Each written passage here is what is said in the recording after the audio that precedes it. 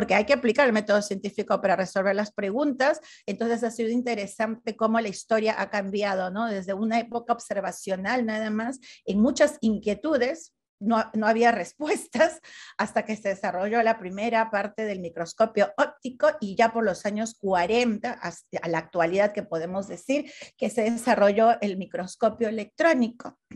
Y con ello, y con ello viene pues lo que llamamos la microbiología moderna actual, la que se habla a nivel molecular, gracias a la microscopía electrónica. Entonces, muy atentos con este video, por favor. Historia de la microbiología. La historia de la microbiología se divide en 3 periodos.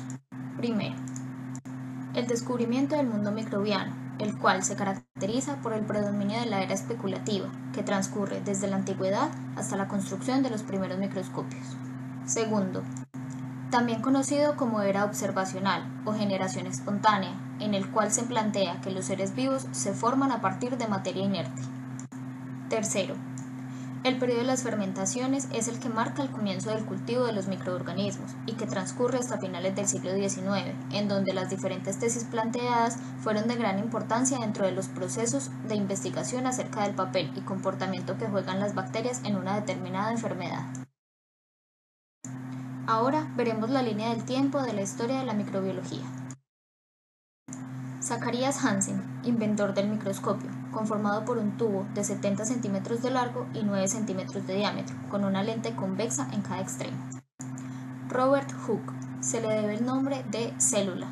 Descubrió la célula observando en el microscopio una lámina de corcho, dándose cuenta que estaba formada por pequeñas cavidades poliédricas que parecían celdillas de un panal.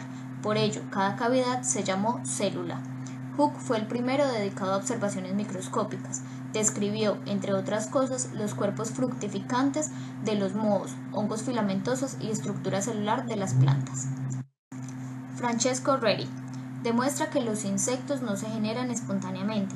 El concepto de generación espontánea existía desde los tiempos bíblicos. La idea básica de esta teoría puede comprenderse fácilmente. El alimento se pudre si permanece durante cierto tiempo en la intemperie. Cuando este material putrefacto se examina al microscopio, se encuentra que está repleto de bacterias y tal vez de otros organismos superiores como gusanos. ¿De dónde provienen estas bacterias que no se ven en el alimento fresco? Algunos pensaban que provenía de semillas o gérmenes que llegaban al alimento a través del aire, mientras que otros opinaban que se originaban a partir de material inerte por generación espontánea. Redi demostró la ausencia de gusanos en un frasco cerrado, donde se había dejado carne pudriéndose, dando un duro golpe a la teoría de generación espontánea. Anthony van Leeuwenhoek descubrió los microorganismos, a los que llamó minúsculos animálculos, formas de vida que observó en las aguas de un lago con un microscopio simple. Carl Linnaeus sentó las bases de la taxonomía moderna, creó un sistema de nomenclatura binomial para clasificar a los seres vivos, fue quien agrupó los géneros en familias, estas en clases y las clases en reinos. Lázaro Spallanzani propuso que el aire transportaba gérmenes al medio de cultivo.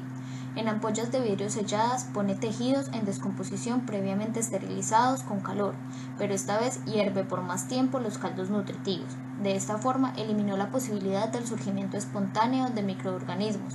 Lo refuta y hace notar que la fuerza vegetativa persiste, pues al exponer los caldos al aire libre, los gérmenes se desarrollan sobre ellos. Edward Jenner descubrió la vacuna de la viruela y desarrolló técnicas de vacunación. Descubrió la vacuna antivariólica que tuvo trascendencia definitoria para combatir la viruela, enfermedad que se había convertido en una terrible epidemia en varios continentes.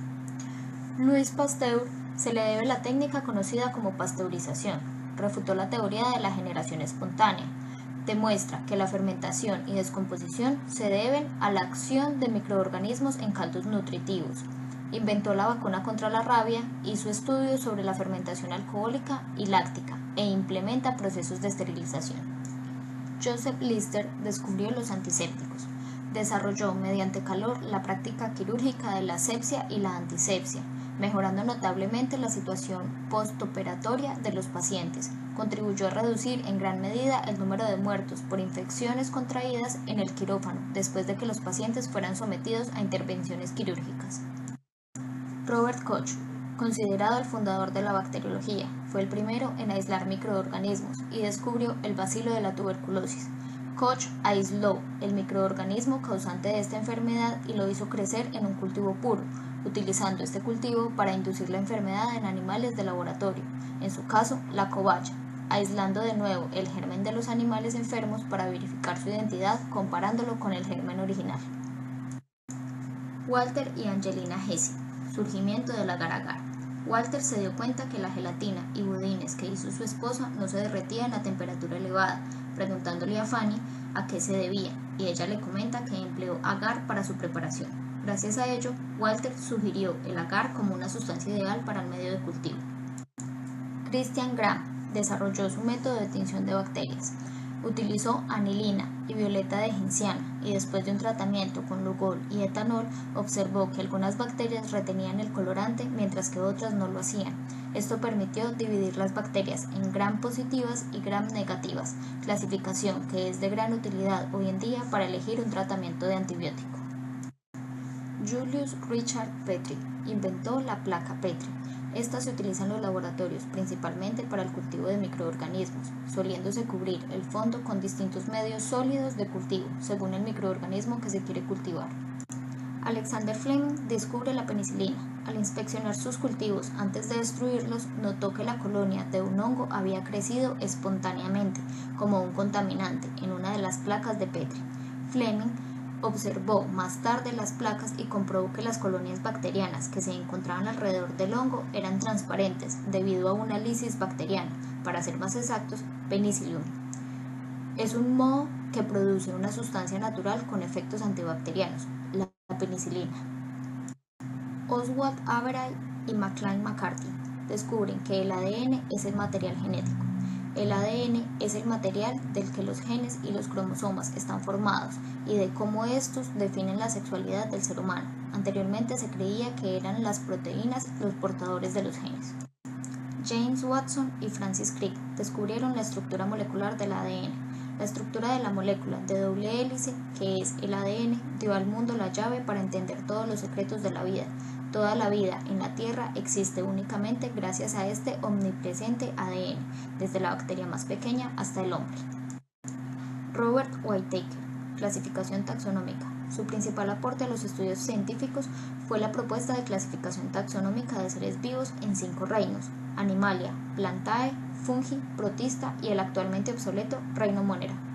Carl Richard Woese creó la nueva taxonomía molecular, basada en la comparación entre especies de la llamada secuencia del ARN ribosomal 16 y 18, que comparten todos los seres vivos del planeta y que apenas ha sufrido cambios desde la aparición en la Tierra de las primeras formas de vida microbianas.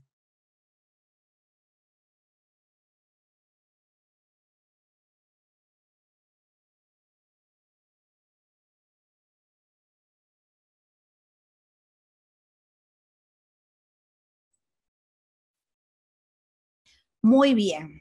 ¿Qué tal? ¿Les gustó? ¿Interesante? Sí, profesora.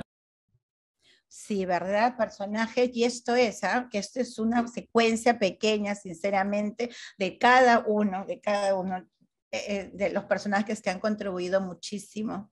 Yo he quitado en esta parte creo que les ponía otro tipo de secuencia, creo que un poco más largo, de más personajes, pero teniendo en cuenta que tiene Suma Plus, entonces he tenido que modificar.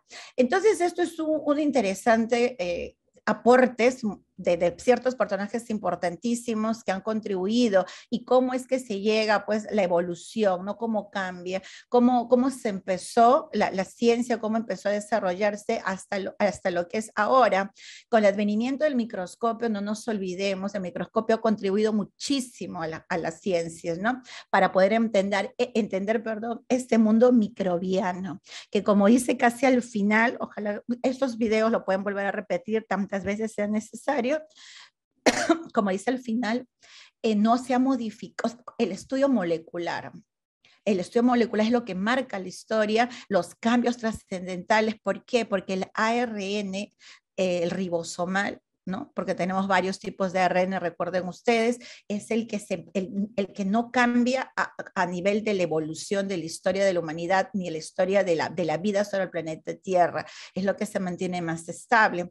Y de ahí es que viene a estudiarse que las ribosimas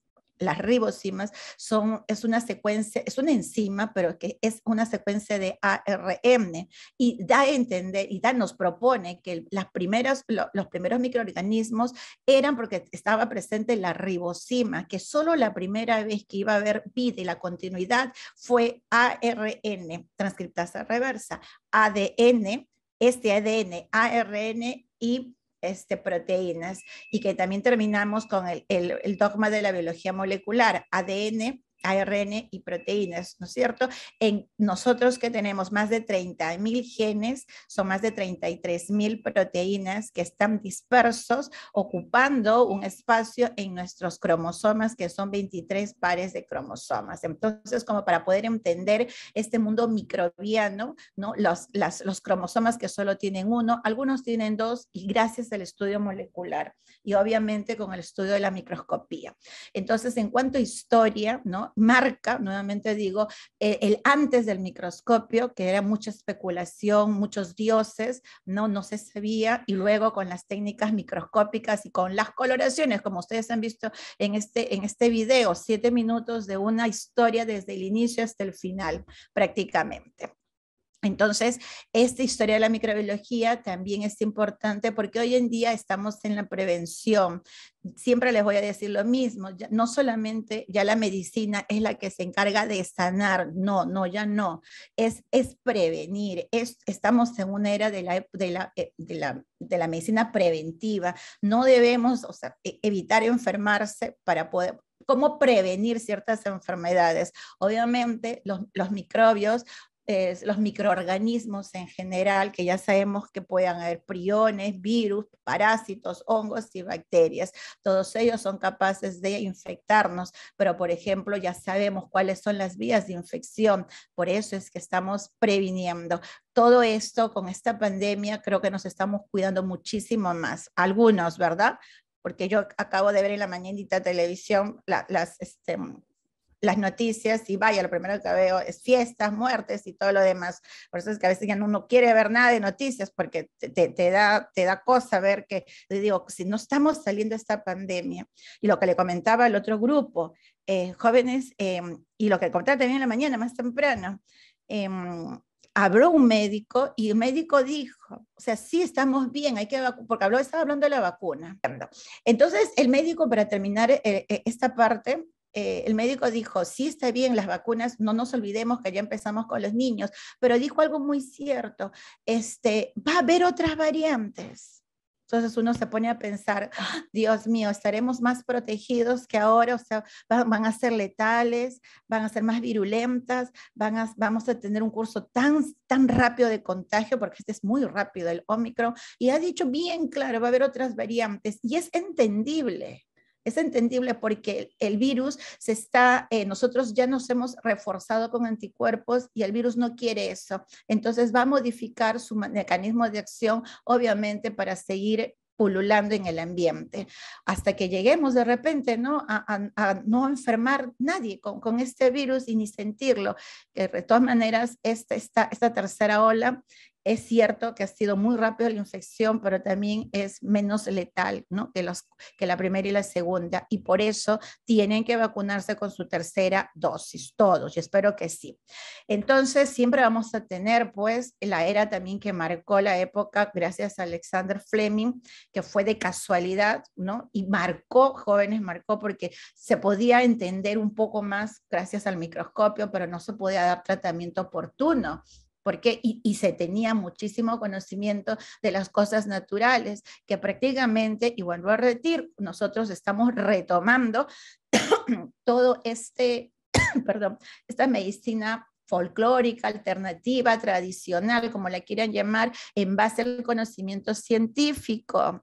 Se está haciendo muchos preparados, y no solamente a nivel de salud, sino a nivel también desinfectante, solo que cuesta todavía muy caro, natural, pero se está trabajando mucho con nutracéuticos, ¿Por qué? Porque ya sabemos que los fármacos, y ustedes lo saben, tienen efectos colaterales. Tienen efectos. Siempre cada que tomamos un medicamento, acuérdense, diga, hoy caramba, va a pasar por 2 órganos, por todo nuestro cuerpo, ¿no? Pero va a pasar definitivamente hígado y riñones para depurarlo. Entonces, fíjense cuántos compromisos tienen ciertos medicamentos. Y bueno, el presente y futuro de la microbiología con la biología molecular. Entonces, aquí tenemos un poco el desarrollo histórico repartido según las etapas que proponen, que son 3. Primer periodo, el mundo microbiano, muchas preguntas, hasta los primeros microscopios. El segundo periodo, ya entender, dar respuesta a muchas interrogantes gracias a los trabajos, y ahí están los investigadores. Y el tercer periodo, periodo de las fermentaciones, cuando ya se trabaja, ¿no?, con mecanismos de esterilización, ¿no?, de fermentaciones, y también cuando ya se da respuesta fehaciente a una enfermedad, se sabe quién es y se da tratamiento. Eso es lo más importante. Otro como al final del siglo XIX, Collar propone que hay 4 etapas, disculpe. El primer periodo, igual, similar hasta los microscopistas. El segundo periodo marca, ¿no es cierto?, todos los microscopistas que aportaron y comenzaron a ver este mundo microbiano. El tercer periodo es ya a finales del siglo XIX, donde ya tenemos ahí que Koch con sus postulados, que en su momento pues era correcto, hoy lo analizamos y sabemos, no es que sea incorrecto, sino que podemos analizarlo aplicando con todo lo que ya sabemos, que ahorita lo vamos a ver, pero Pasteur es considerado el padre de la microbiología.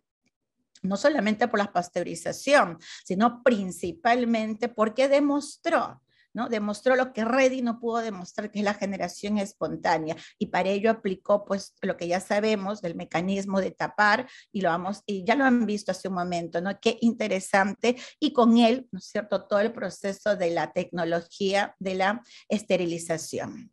Cuarto periodo es ya la era moderna, ¿no?, la era de la aplicación de la biotecnología a través de los microorganismos. Tal es así, pues que ya se habla muchísimo de alimentos transgénicos, de mejoramiento genético, netamente ya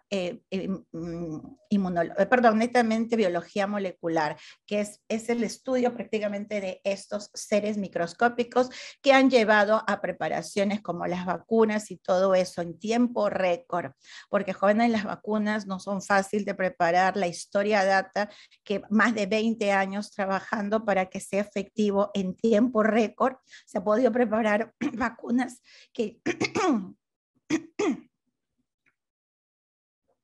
obviamente todos sabemos, ¿no?, que son experimentales, que podría tener efectos o que no podría hacer nada, o que por eso que hemos visto, ¿no?, la respuesta de cada vacuna, cada dosis que se han puesto con sus cuerpos, con sus organismos, o ha sido igual. Las vacunas, ¿para todos ustedes han dado los mismos síntomas cuando se han aplicado sus vacunas?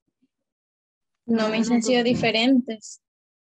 Totalmente diferente. El cuerpo reacciona de manera diferente, ¿verdad? Muy diferente. Otros se ponían mal, fiebre, malestar y las recomendaciones del caso. Y en otros, pues nada. Primera dosis, segunda, la tercera, de repente algunos sí, y otros que me cuentan, profesora, a mí me dio, y es más, yo me había puesto la tercera y en lugar de estar mejor, sí me dio la enfermedad. Varios me han contado. O sea, con la tercera dosis era como que se activó.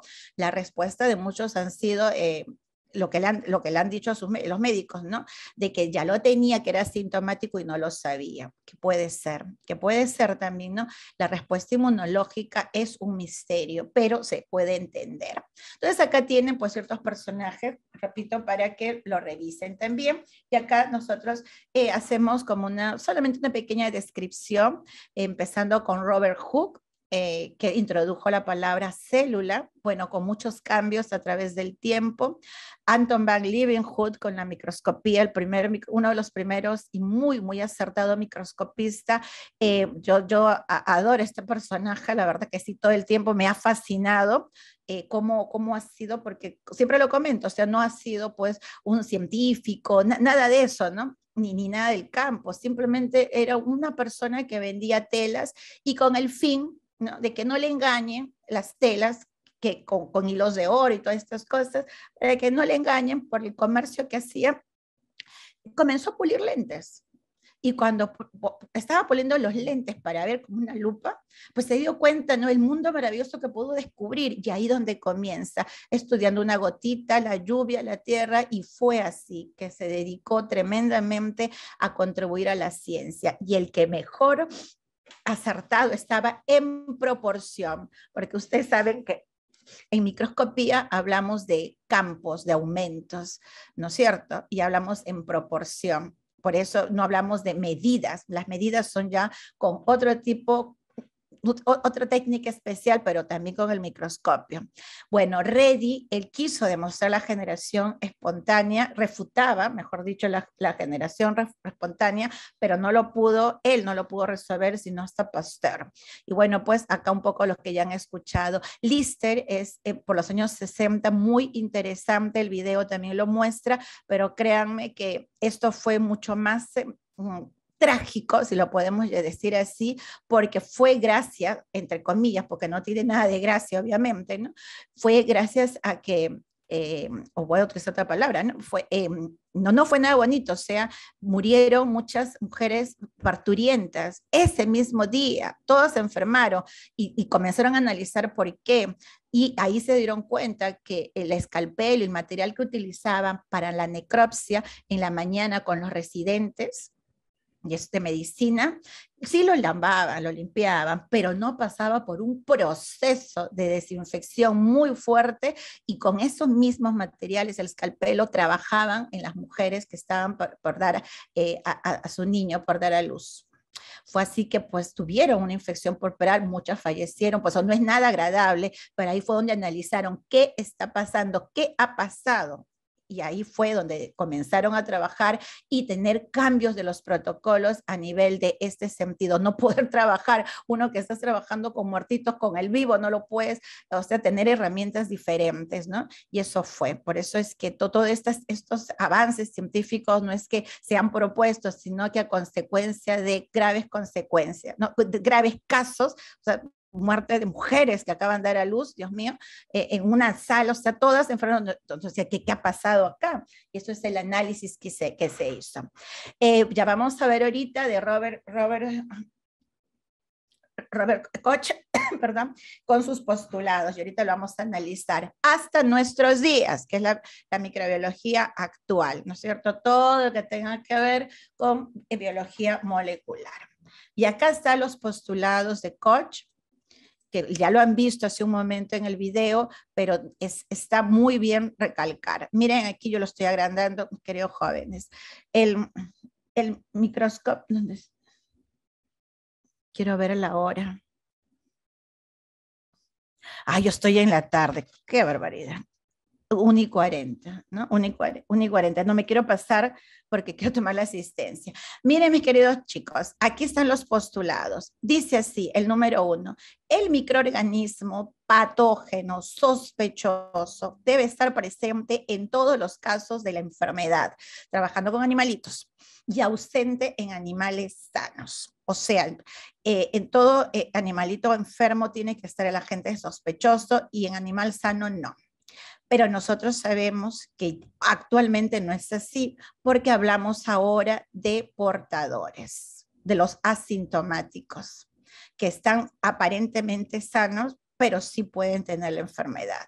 Y esto pues lo estamos entendiendo. Esta pandemia nos ha permitido entender, hablar muy bien y determinar quiénes son asintomáticos, porque aparentemente están bien, pero sí transmiten la enfermedad. Por eso es el aislamiento, ¿no es cierto? Otro, tenemos el caso del VIH con un periodo de ventana, un periodo de incubación tan largo que va de 1 mes hasta 5 años, aparentemente aparentemente están bien, pero sí tienen el virus, pero no lo saben porque no han necesitado hacerse pruebas. O sea, qué importantes son las pruebas periódicas, ¿no? Hoy en día está un poco más controlado, uno quiere hacerse una pequeña cirugía, definitivamente tienes que hacerte la prueba, y esto es un caso pues muy importante porque sigue habiendo contagios de VIH. Sabemos que es por transmisión sexual, pero también sabemos que esa es la vía más común, pero también sabemos que es por agujas, por transfusiones, que eso es lo más triste, ¿no? Las transfusiones. 2, el microorganismo sospechoso debe cultivarse en un cultivo puro. Para nuestros fines vamos a llamar a este cultivo puro axénico. Esa es la palabra correcta. ¿Qué significa un medio axénico libre de contaminantes? Por eso se utiliza el autoclave para preparar medios de cultivo. Y hay un sistema de filtración que no se lleva a temperaturas altas porque los medios son muy sensibles. Los que tienen antibióticos, los que tienen vitaminas, son medios que se preparan por filtración, que sí es válido, ¿eh? Con una bomba al vacío para poner y también se esteriliza este equipo de filtración.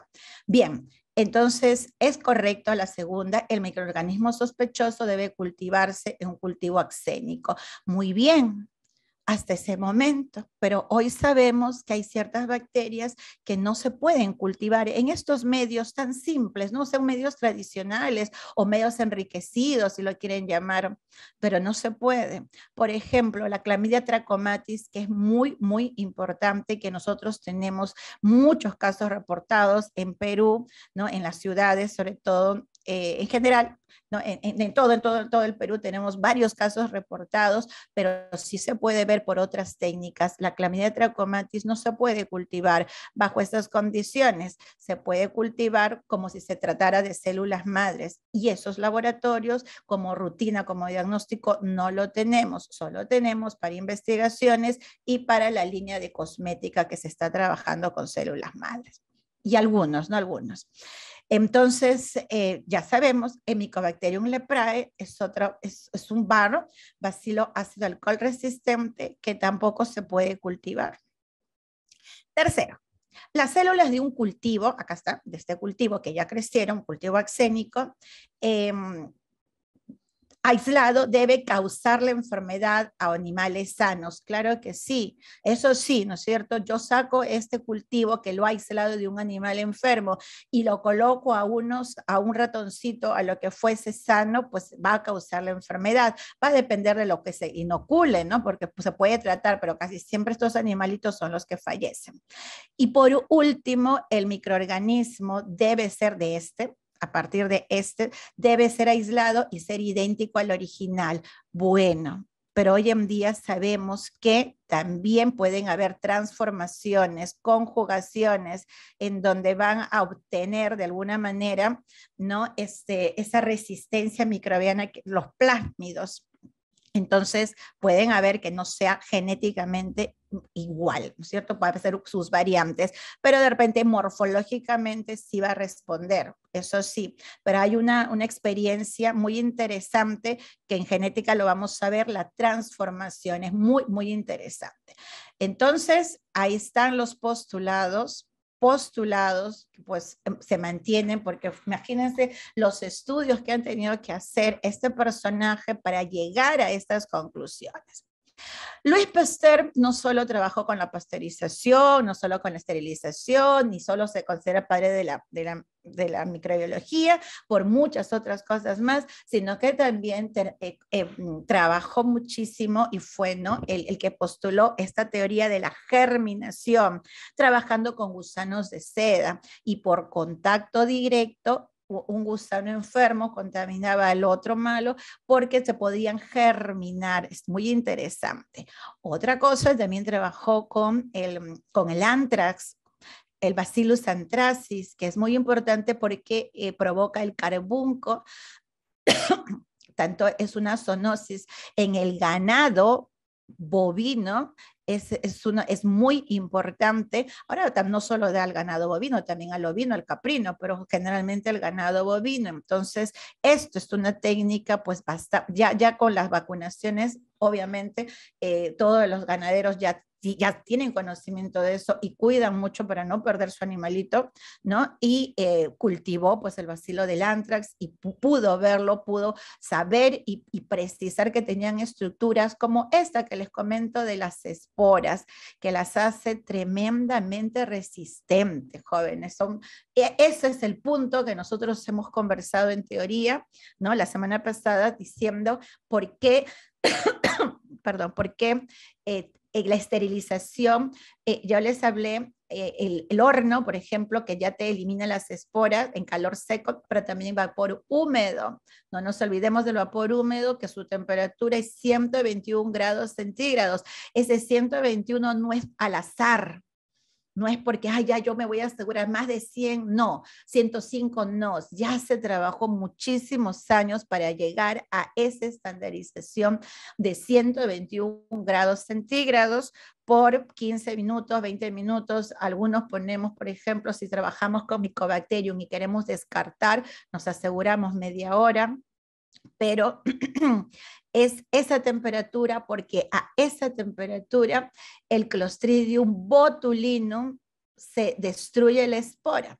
No todas las esporas se destruyen, pueden ser menos temperatura, pero esto también, la toxina del Clostridium botulinum joven es letal. Obviamente la tecnología ha permitido ya no tener muertes o muchas muertes por Clostridium botulinum, pero más adelante vamos a ver el Clostridio, por lo menos lo vamos a nombrar. El Clostridium botulinum, su toxina es letal y esto pues tiene una historia también con esto y de lo malo se saca lo bueno. El Clostridium botulinum, la toxina a ínfimas concentraciones, pero ínfimas, sirve y ha servido hace mucho tiempo, ya creo que están dejando de usar el famoso Botox. Botox viene de botulismo. ¿Sabían que el Botox es por una toxina tan letal? ¿Sabían? Sí, profesora, el Clostridium tetani. El Clostridium tetani, sí, también tiene esporas y también te mata y tenemos la vacuna, la inmunización, pero el botulinum es más agresivo y su toxina también es pero letal, esa es una ETA. Y de lo malo lo bueno, porque se saca, no solamente para el Botox, sino se saca como tratamiento aquellas enfermedades que tipo escoliosis, tipo de terapéutico y que es el dolor cuando se juntan las vértebras. Entonces, esos dolores que no hay, a veces ni cirugía que se pueden hacer por la posición, entonces también ahí se inmoviliza, ¿no? Para que puedan, ya como una terapia preventiva, calidad de vida, porque eso no va a corregir. Y bueno, el Botox, pues, que ya conocen, algunos hacen demasiado uso del Botox, Dios mío, ya hasta se pierde, creo, la sonrisa, la cara, en fin, cuando se usa demasiado. Ya escucharon de Alexander Fleming con la era de los antibióticos y vaya que fue pues una revolución tremenda. Él no se propuso para nada, él dijo, hoy voy a descubrir la penicilina. No fue así.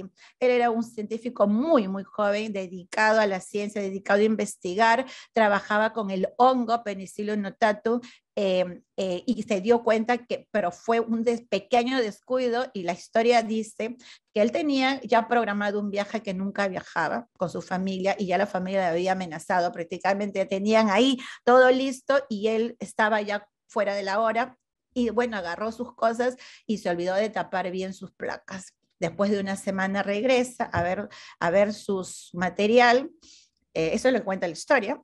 Y bueno, ve pues que este hongo había crecido hermoso, porque los hongos crecen muy bonitos, créanme, y eso creo que lo vemos en nuestras frutas, ¿verdad? En la naranja, que nos olvidamos, porque tenemos mucha humedad, en el pan, en la naranja, perdón, en la naranja sobre todo se ve cómo va creciendo. Si ustedes han seguido, han cultivado sin querer, se ve pues unos colores hermosos. Bueno, pues él vio estos hongos hermosísimos y vio un halo, como dice ahí, de inhibición, que más adelante también vamos a trabajar esto con esta bacteria, Staphylococcus aureus. Pero miren cuántos años desde que se descubrió, 1928, el aislamiento del 32, la estructura en el 1945 y recién la síntesis para todos en general, después de haber muchos estudios, 1959. Miren cuántos años padeciendo, ¿no? En general los seres humanos. La línea temporal de eventos también los antibióticos, acá tienen un grupito que como poco a poco fue a partir de ahí todos los descubrimientos, ¿no? Y que se utiliza mucho, hoy ya sabemos que es sintético. Y en general tenemos las subdisciplinas de la microbiología. Miren aquí cuántas, decirles, nombrarlas, pues está de más porque ustedes lo tienen para que lo puedan leer. Entonces, mis queridos jóvenes, con esto terminamos.